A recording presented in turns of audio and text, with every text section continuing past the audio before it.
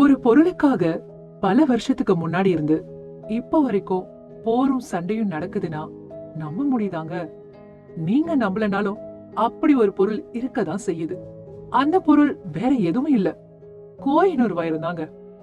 அதிகமா மக்கள் மனசுல பதிஞ்சு போன ஒரு பொருள் தான் இந்த கோஹினூர் வைரம். ஆனா இந்த கோஹினூர் வைரம் பல இடங்களுக்கு டிராவல் ஆகிட்டே இருக்கு. அத பத்தி யோசிக்கும் போதுதான் பொதுவா நம்பப்படுற ஒரு விஷயம் ஞாபகம் வருதுங்க. அது என்னன்னா, என்னைக்கு ஒரு ரத்தினமோ இல்ல ஒரு வைரமோ பூமியில இருந்து உருவாகுதோ அன்னையில இருந்து தான் எந்த மாதிரி இடத்துல எப்படி இருக்கணும்னு முடிவு பண்ற கெப்பாசிட்டி அந்த வைரத்துக்கு வந்துடுமா. காரணம், ரத்தினத்துக்கும் சரி வைரத்துக்கும் சரி அது உருவாகக்கூடிய காலம் ரொம்பவே அதிகம். அதுங்க உயிரோட்டம் இருக்கிற ஒரு உயிராவே தான் பூமிக்கு வருதுன்னு சொல்றாங்க. அப்படி பார்த்தா கோஹினூர் வைரமும் அப்படிதானா? தன்னோட இடத்த முடிவு பண்ணுதா? அதனாலதான் அதுக்கான இடத்த தக்க வச்சுக்க இத்தனை போராட்டங்களை நடத்திட்டு இருக்கா அப்படின்னு மனசுக்குள்ள கேள்விகள் வரதான் செய்யுது. இது மட்டுமா, இந்த கோஹினூர் வைரத்தை தனதாக்கிக்க பல போர்கள், பல உயிரிழப்புகள், பல சண்டைகள் இப்படின்னு நிறைய நடந்திருக்கு.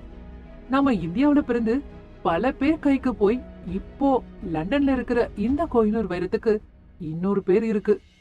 அது என்னன்னு தெரியுமா? சபிக்கப்பட்ட வைரம். இப்படி ஒரு பேரான யோசிக்கிறீங்களா? இது எந்த அளவுக்கு உண்மைன்னு இந்த ஆடியோ சீரீஸ ஃபுல்லா கேட்டா உங்களுக்கே தெளிவா புரிஞ்சிடும்.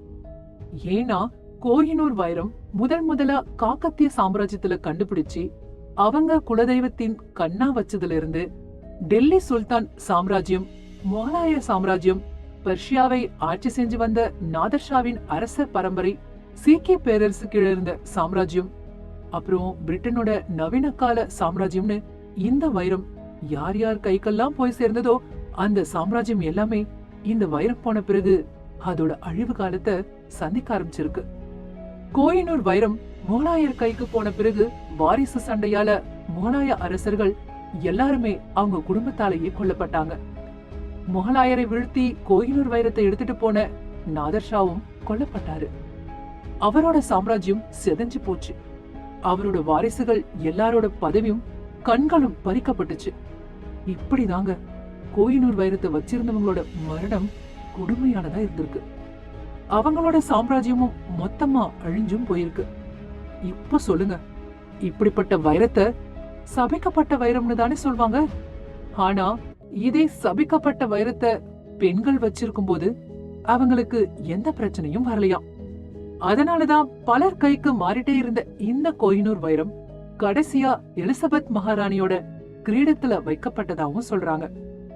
என்னதான் சிம்பிளா கோஹினூர் வைரம் பத்தி இன்ட்ரோ கொடுத்தாலும், கோஹினூர் வைரம் கண்டுபிடிச்சதுல இருந்து எலிசபெத் மகாராணியோட கைக்கு போன வரைக்கும் இந்த வைரத்துக்கு பின்னாடி பல மர்மங்களும் வெளிவராத வரலாறும் இருக்கதாங்க செய்யுது.